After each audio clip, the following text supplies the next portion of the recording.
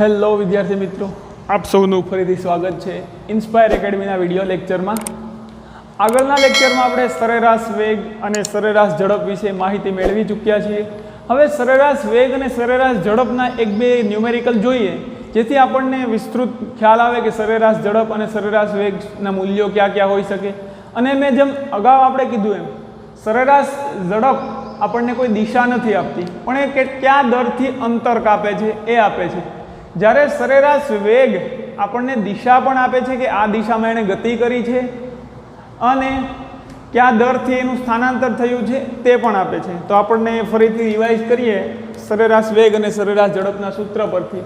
તો સૌપ્રથમ આપણે સૂત્ર લખીએ સરેરાશ ઝડપનું, જે તમે જાણો છો. સરેરાશ ઝડપ બરાબર પથ લંબાઈ લખીએ અથવા અહીં આપણે લખીએ અંતર. અંતરને આપણે પથ લંબાઈ કહી શકીએ. પથ લંબાઈ અને તેના છેદમાં સમયગાળો. આ સરેરાશ ઝડપનું સૂત્ર છે. અને સરેરાશ વેગનું સૂત્ર પણ તમે જાણો છો બહુ સરસ રીતે, કે સરેરાશ વેગ બરાબર તો કે કુલ સ્થાનાંતર, અથવા આપણે ખાલી સ્થાનાંતર પણ લખી શકીએ, અને છેદમાં એ સ્થાનાંતર થવા માટે લાગતો સમયગાળો. હવે આપણે આ સરેરાશ વેગ અને સરેરાશ ઝડપના એક બે એવા ન્યુમેરિકલ જોઈએ કે જેથી આપણને આઈડિયા આવી જાય કે કઈ રીતે દાખલાનું સોલ્યુશન કરવું અથવા સરેરાશ ઝડપ અને સરેરાશ વેગ વિશે વિસ્તૃત માહિતી મળે. દાખલા તરીકે આપણે એક એવો કિસ્સો લઈએ કે જે બધામાં ચાલે એવો. કોઈ વ્યક્તિ છે,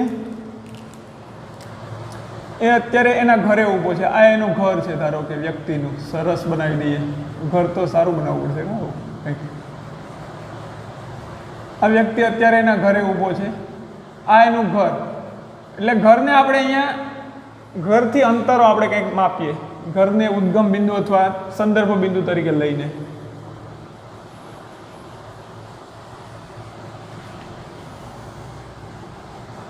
આ ઘર એટલે હોમ આપણે કહીએ.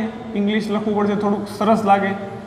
આ ધારો કે 10 metre, 20 metre, 30 metre, 40 metre, 50 metre, 60 metre, 70 metre. આ મીટરમાં છે.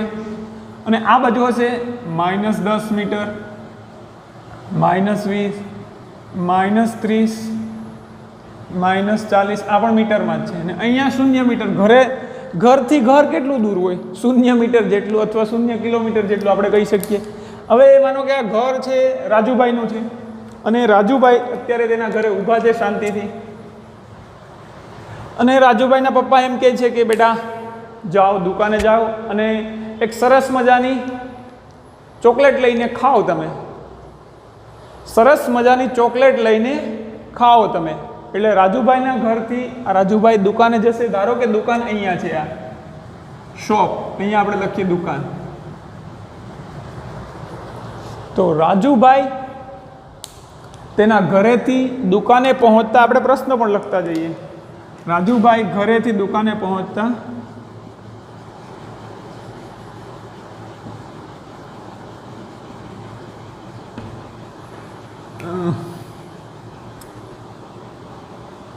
20 સેકન્ડ લે છે. 20 સેકન્ડ લાગે છે રાજુભાઈને.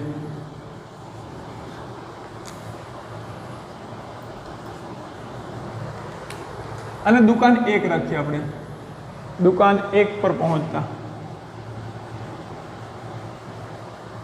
હવે જ્યારે રાજુભાઈ દુકાન 1 પર પહોંચે છે ત્યારે એને યાદ આવે છે કે હું ચોકલેટ છે ને 1 તો લઈ જઈશ, પણ મારા કાકાનું ઘર પણ 1 છે જ્યાં એનો કઝિન રહે છે. એનો કઝિન આપણે રહીએ અહીંયા, માનો કે એનો ભાઈ અહીંયા રહે છે, પિતરાઈ ભાઈ.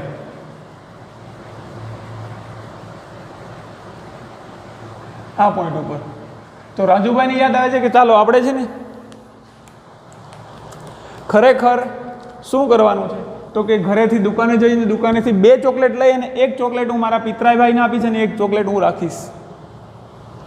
હવે દુકાનેથી પિતરાઈભાઈ સુધી પહોંચતા એને કેટલો સમય લાગે છે?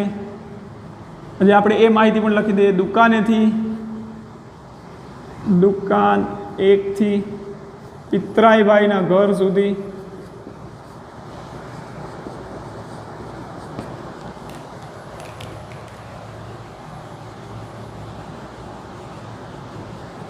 પહોંચતા 30 સેકન્ડ લાગે છે.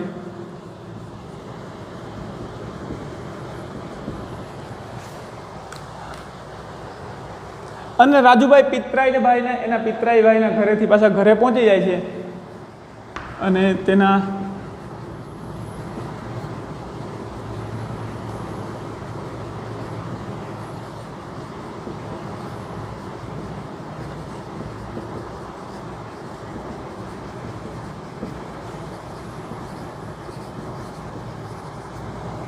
રાજુભાઈને પિતરાઈભાઈના ઘરેથી પોતાના ઘર સુધી પહોંચતા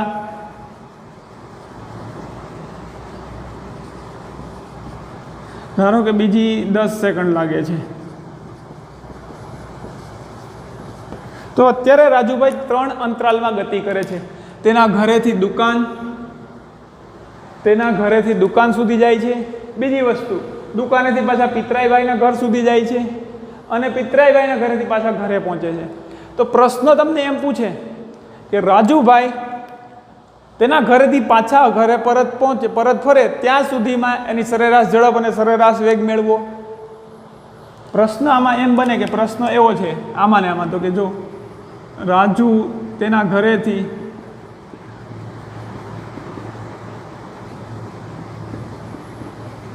પિતરાઈના ઘર સુધી પહોંચે તે માટે સરેરાશ વેગ અને સરેરાશ ઝડપ મેળવો. આવો પ્રશ્ન પૂછે તો આનું સોલ્યુશન કેમ કરવું? અને બીજો પ્રશ્ન આપણે એવો રાખી દઈએ કે રાજુભાઈ તેના ઘરેથી પરત પોતાના ઘરે પહોંચે ત્યારે એ કિસ્સા માટે બીજો, રાજુ પોતાના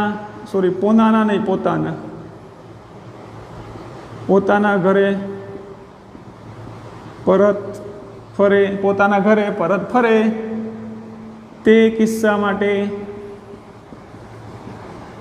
સરેરાશ વેગ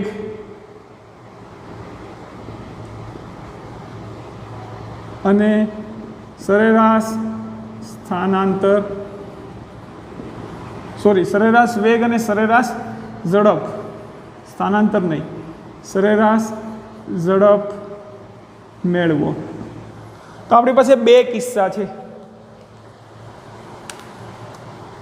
એક એના ઘરેથી પિતરાઈના ઘર સુધી સરેરાશ વેગ અને સરેરાશ ઝડપ, અને રાજુના ઘરેથી પરત ઘરે ફરે ત્યારે સરેરાશ વેગ અને સરેરાશ ઝડપ મેળવવાની છે. તો સૌપ્રથમ આપણે આ પ્રથમ દાખલાનો પ્રથમ પ્રશ્ન છે તેનું સોલ્યુશન મેળવીએ કે રાજુ તેના ઘરેથી પિતરાઈના ઘર સુધી પહોંચે તે માટે સરેરાશ વેગ અને સરેરાશ ઝડપ મેળવવું છે. તો તેના ઘરેથી પિતરાઈના ઘરે પહોંચે ત્યાં સુધીમાં કેટલો ટાઈમ લાગે છે? તો જો બંનેના સૂત્રમાં સમયગાળો આવે છે તો બંને માટે સમયગાળાની જરૂર પડશે. અને તેના ઘરેથી પિતરાઈના ઘરે પહોંચે ત્યાં સુધીમાં કેટલું અંતર કાપે છે અથવા પથ લંબાઈ કેટલી છે અને સ્થાનાંતર કેટલું કરે છે તેની જરૂર પડશે. તો આપણે પ્રથમ કિસ્સા માટે અંતર અને સ્થાનાંતર કેટલું થાય છે તે જોઈએ. તો પ્રથમ આપણે પ્રથમ કિસ્સાનું સોલ્યુશન કરીએ.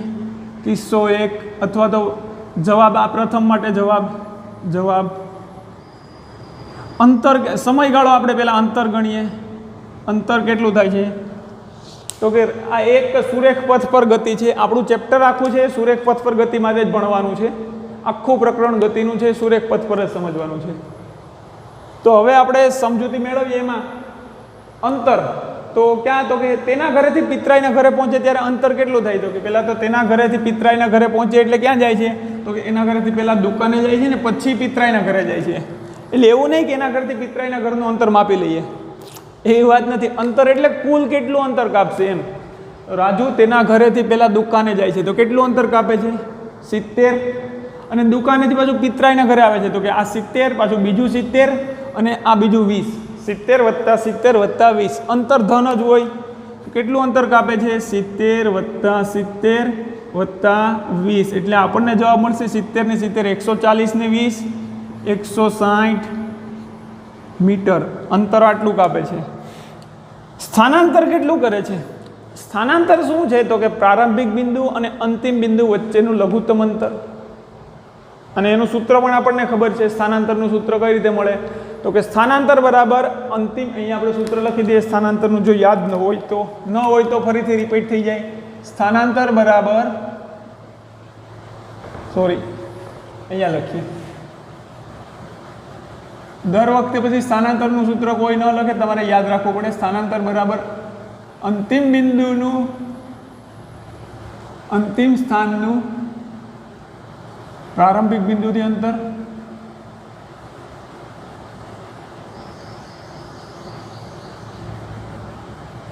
માઇનસ પ્રારંભિક સ્થાન. આપણે ખાલી એમ જ લખતા હતા, યાદ હોય તો તમને.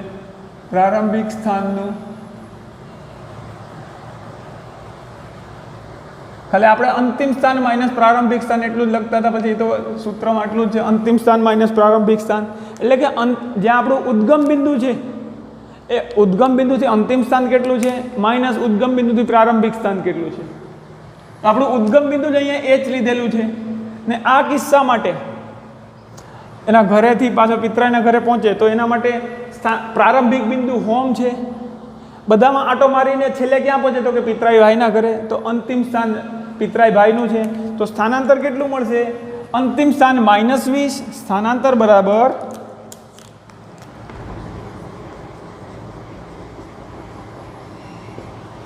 અંતિમ સ્થાન એટલે કે -20,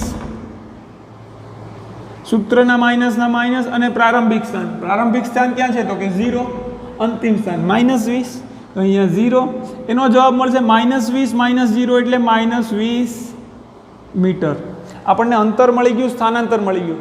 સમયગાળો મેળવવાનો છે. સમયગાળો કેટલો લે છે તો કે એના ઘરેથી દુકાન, દુકાનથી એના ગવાઈ સુધી. તો કેટલો સમયગાળો લે છે? પહેલાં એના ઘરેથી દુકાન સુધી જાય છે, એના ઘરેથી દુકાન સુધી પહોંચતા 20 સેકન્ડ લાગે છે.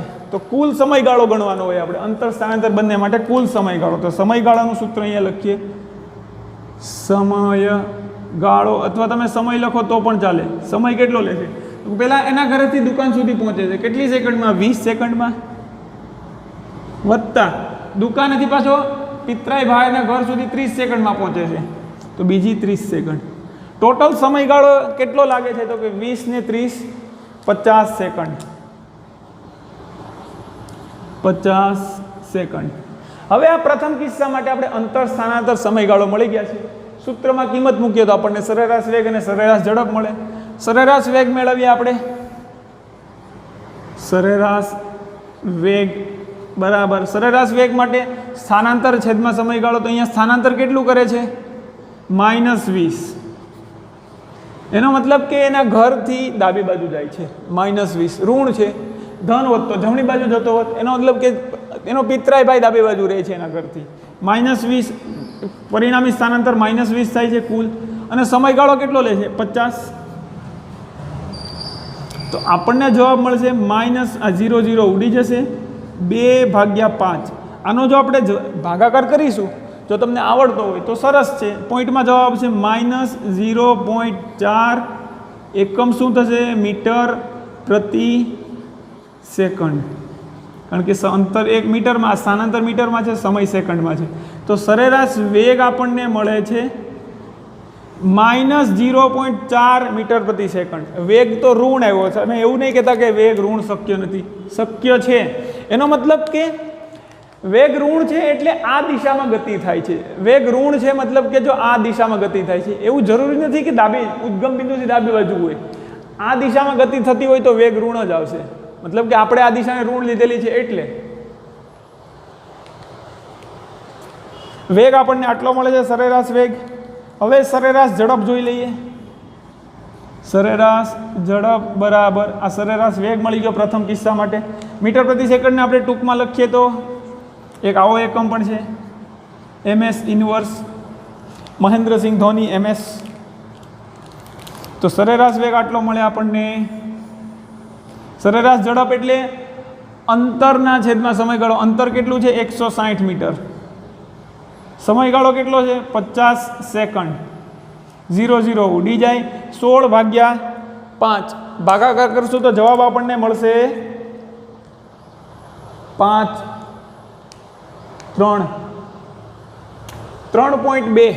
આનો જવાબ આપણને આવશે 3.2 મીટર સેકન્ડ ઇન્વર્સ. તો કે એની ઝડપ આપણને મળે છે 3.2 મીટર સેકન્ડ ઇન્વર્સ અને સરેરાશ વેગ મળે છે -0.4 મીટર પ્રતિ સેકન્ડ. હવે સરેરાશ ઝડપ પરથી આપણે દિશા નક્કી ન કરી શકીએ કઈ દિશામાં ગતિ થઈ છે. પરંતુ સરેરાશ વેગ ઉપરથી આપણે નક્કી કરી શકીએ કે પરિણામી, આ બધાનું પરિણામી, છેલ્લે પરિણામી ગતિ કેટલી થઈ? તો કે આ દિશામાં કંઈક ગતિ થઈ છે. આવું આપણે સરેરાશ વેગ ઉપરથી નક્કી કરી શકીએ. ઝડપ ઉપરથી નક્કી કરી શકીએ કે કેટલી, કયા દરથી અંતર બદલે છે? તો કે સરેરાશ રીતે 3.2 મીટર પ્રતિ સેકન્ડ જેટલું અંતર કાપે છે. તો કુલ અંતર કેટલું કાપે એ પણ આપણને મળી જાય. તો અહીંયા જો એવું પૂછ્યું હોય તો ઝડપ આપેલી હોય, સમય આપેલો હોય, તો સૂત્રનો કરતા અંતરને બનાવી દઈએ તો આપણને કુલ અંતર મળી જાય. બહુ સરસ વસ્તુ છે, તમે જાણી શકો. હવે આપણે આ બીજા પ્રશ્નનો જવાબ મેળવવાનો પ્રયત્ન કરવાનો છે કે બીજા પ્રશ્નમાં શું આપેલું છે. હવે અહીંયા જો સરેરાશ વેગ ઋણ છે, આગળના લેક્ચરમાં જોયું, તમને યાદ હોય તો કે સરેરાશ વેગ ધન મળતો હતો, અહીંયા ઋણ મળે છે. હવે બીજો પ્રશ્ન એવો છે કે રાજુ પોતાના ઘરેથી પરત ફરે, પોતાના ઘરે પરત ફરે, મતલબ પોતાના ઘરેથી જાય અને પાછો પરત ફરે, તે કિસ્સા માટે સરેરાશ વેગ અને સરેરાશ ઝડપ મેળવો. તો આપણે એ કિસ્સા માટે સરેરાશ વેગ અને સરેરાશ ઝડપ મેળવીએ તો એના માટે અંતર સ્થાનાંતરની જરૂર પડશે. તો કે બીજા પ્રશ્ન જવાબ 2 માટે અંતર સ્થાનાંતર મેળવીએ. અંતર કેટલું થાય છે પહેલાં એ મેળવી લઈએ. તેના ઘરેથી દુકાને જાય છે, દુકાનેથી પિતરાઈ ભાઈના ઘરે જાય છે, ને પિતરાઈને ભાઈના ઘરેથી પાછો એના ઘરે પહોંચે. તો ખરેખર કેટલું થયું? કે આટલું અંતર 2 વાર થયું. તો કે આ અંતર કેટલું હતું? 160 મીટર. તો 160 ની 160 320 મીટર. એ રીતે આપણે ગણતરી કરી શકીએ, પણ એમ ન સમજાય તો અંતર ગણી લેવાનું. એના ઘરેથી દુકાને કેટલું થાય છે? 70 લખીએ, 70 વત્તા દુકાનેથી પાછો ઘરે આવશે ને ઘરેથી પાછો પિતરાઈ ભાઈના ઘરે જશે, એટલે કે દુકાનેથી સીધો પિતરાઈ ભાઈના ઘરે જાય છે. પણ ટોટલ અંતર કેટલું થાય? તો કે આ 70 અને આ 20 વત્તા 70 વત્તા 20 વત્તા પાછો એના ઘરે ફરે છે પરત. તો કેટલું મળશે આપણને બીજું? સોરી, મેં અગાઉ સમજવા, પાછો દુકાને નથી જતો, ઘર સુધી જાય છે. તો આ અંતર આપણને 320 નહીં મળે, આનું ડબલ નહીં કરી શકીએ. મિસ્ટેક થઈ ગઈ, સમજાવવામાં સુધારી નાખજો એ વસ્તુ. 70 વત્તા 70 ને પાછો એના ઘરે પરત ફરે તો બીજું 20 મીટર. તો ટોટલ જવાબ આવશે 140. બીજું આ 20 ને 20 40, 140 વત્તા 40 એટલે 180 મીટર. સ્થાનાંતર મેળવીએ.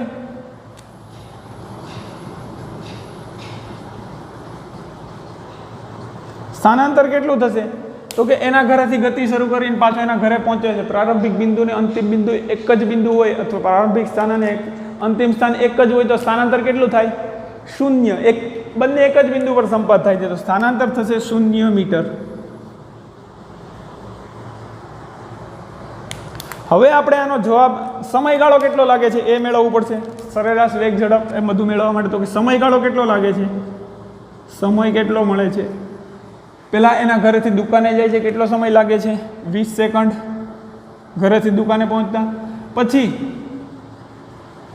દુકાન 1 થી પિતરાઈભાઈના ઘર સુધી 30 સેકન્ડ. તો કે અહીંયાથી 20 સેકન્ડ, પછી બીજી 30 સેકન્ડ અને પછી અહીંયાથી 10 સેકન્ડ. તો કે 20, 30 અને 10. 20 વત્તા 30 વત્તા 10, 20 વત્તા 30 વત્તા 10 સેકન્ડ. તો ટોટલ આપણે કરીએ તો 20, ઘરેથી 20 સેકન્ડમાં દુકાને પહોંચી જઈએ છીએ, પાછો દુકાનેથી પિતરાઈભાઈના ઘરે પાછો 30 સેકન્ડમાં પહોંચી જઈએ છીએ, અને પિતરાઈભાઈના એના ઘરેથી પાછો 10 સેકન્ડ લાગે છે. તો ટોટલ આટલો સમયગાળો લાગશે 20, 30 અને બીજી 10. સમયગાળો આપણે 20 ને 30 50 ને 10 60 સેકન્ડ. આ ખાલી એસ લખી શકીએ આપણે, અથવા તમે એસીસી લખો તો પણ સારું લાગે. હવે આ બીજા કિસ્સા માટે આપણે સરેરાશ વેગ અને સરેરાશ ઝડપ મેળવીએ તો જવાબ શું મળશે? સરેરાશ ઝડપ પહેલાં મેળવીએ. સરેરાશ ઝડપ બરાબર, સૂત્ર ખબર છે, યાદ રાખવું પડે, અંતરના છેદમાં સમયગાળો. અંતર કેટલું છે? 160 મીટર, સોરી 180 મીટર. અને સમયગાળો કેટલો છે? 60 સેકન્ડ. તો સરેરાશ ઝડપ આપણને મળશે 0 0 ઉડી જાય, 6 તેરી 18, 3 મીટર સેકન્ડ ઇન્વર્સ. આવું લખી શકીએ આપણે. આ ઇન્વર્સ છે એ ઉપર દેખાવું જોઈએ અહીંયા, એમ એસની ઉપર, એસની ઘાત સ્વરૂપે એમ. નહીંતર ઘણા એમ ઇન્વર્સ આમ લખે, મીટર સેકન્ડ ઇન્વર્સ. આ મેથડ કરેક્ટ નથી લખવાની, એટલે એ ભૂલ ન કરવી. અથવા આવું ન ફાવે તમે આવું લખી શકો, મીટર પ્રતિ સેકન્ડ, તો પણ ચાલે. આપણને સરેરાશ ઝડપ કેટલી મળે છે? 3 મીટર પ્રતિ સેકન્ડ સરેરાશ ઝડપ.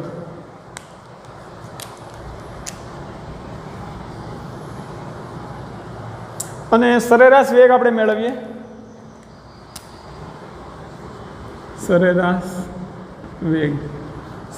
વેગ આપણે મેળવીએ કેટલો થાય છે? સરેરાશ વેગ બરાબર સૂત્ર સ્થાનાંતરના છેદમાં સમયગાળો. સ્થાનાંતર કેટલું કરે છે? 0. 0ના છેદમાં 60 સેકન્ડ. 0ના છેદમાં કાંઈ પણ એટલે 0 મીટર પ્રતિ સેકન્ડ. એટલે કે સરેરાશ વેગ મળે છે આપણને 0 મીટર પ્રતિ સેકન્ડ.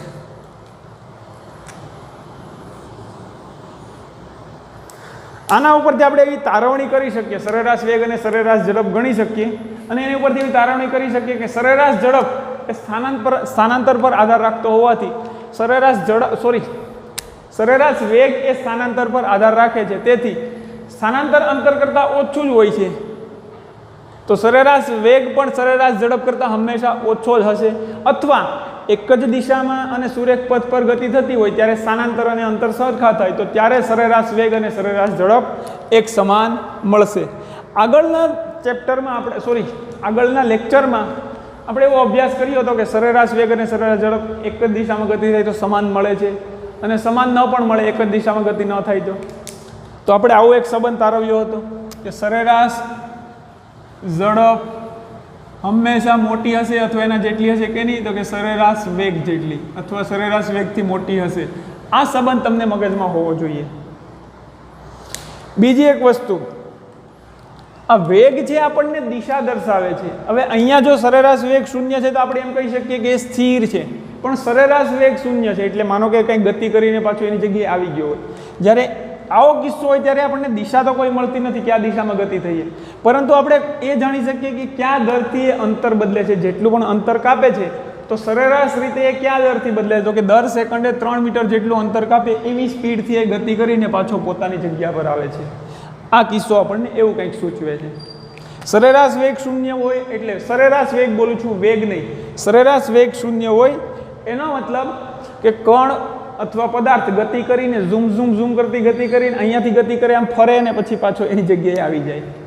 આ થઈ ગયો આપણો સરેરાશ વેગ 0 હોય એનો કિસ્સો. તો મગજમાં હોવું જોઈએ. હવે મેં તમને અગાઉ કીધું એમ સરેરાશ ઝડપ અને સરેરાશ વેગ વિશે થોડું ઘણું જો આપણે તફાવત લખવો હોય તો અહીંયા સુધી તમને દેખાતું હશે, આશા રાખું છું. અહીંયા આપણે લખીએ સરેરાશ ઝડપ, અહીંયા લખીએ સરેરાશ વેગ. પહેલી વસ્તુ તો સરેરાશ વેગમાં સ્થાનાંતર આવે છે, સ્થાનાંતરની દિશા હોય છે, તો સરેરાશ વેગની પણ કંઈક દિશા હોય છે. જ્યારે સરેરાશ ઝડપમાં કોઈ દિશાવાળું આવતું જ નથી. તો સરેરાશ વેગ એ શું છે, તો કે સદિશ ભૌતિક રાશિ છે. આપણે લખી શકીએ કારણ કે મૂલ્ય તો આપે છે, સાથે સાથે દિશા પણ આપે છે. તો સરેરાશ વેગ કેવી છે? સદિશ ભૌતિક રાશિ. સદિશ ભૌતિક રાશિ છે.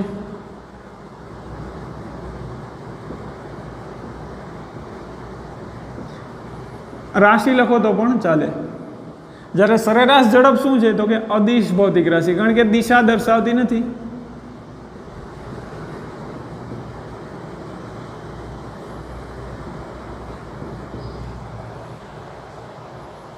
આને ઉપરથી આપણે બીજો મુદ્દો લખી શકીએ કે સરેરાશ વેગ માત્ર ઝડપ શું આપે, તો કે માત્ર મૂલ્ય દર્શાવે છે.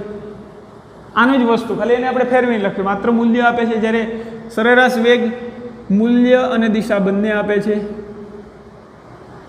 અને લખવું પડશે મારે, અને દિશા બંને દર્શાવે છે. સરેરાશ ઝડપ તો ખાલી મૂલ્ય દર્શાવે કે કયા દરથી બદલાય છે.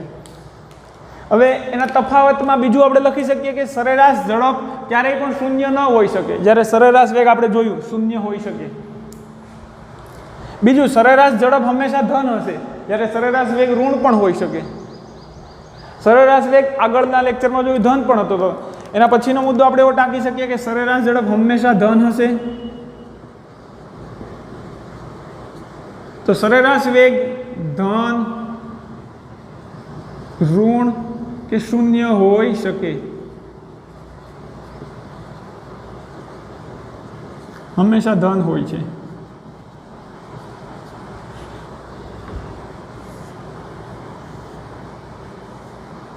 હવે આના પછીનો આપણે કોઈ મુદ્દો આપવો હોય તો એના સૂત્ર લખી શકીએ કે સરેરાશ ઝડપનું સૂત્ર શું છે, સરેરાશ ઝડપ બરાબર અંતર, અથવા તમે અંતરની જગ્યાએ પથ લંબાઈ લખી શકો, અંતરના છેદમાં સમય. જ્યારે સરેરાશ વેગ શું છે? એ સ્થાનાંતરના છેદમાં સમય છે. અંતર નહીં, યાદ રાખવું, સ્થાનાંતરના છેદમાં સમય. આવા આપણે એના તફાવતો ગણી શકીએ. અન્ય બીજા કોઈ તફાવત તો દિશા દર્શાવે છે, ભૌતિક હંમેશા ધન હોય છે, ઋણ હોય છે, આ એના સૂત્ર. બીજું સ્થાનાંતર દર સેકન્ડે અથવા સ્થાનાંતરનો દર, સ્થાનાંતર કેટલી ઝડપથી થાય છે એ દર્શાવે છે.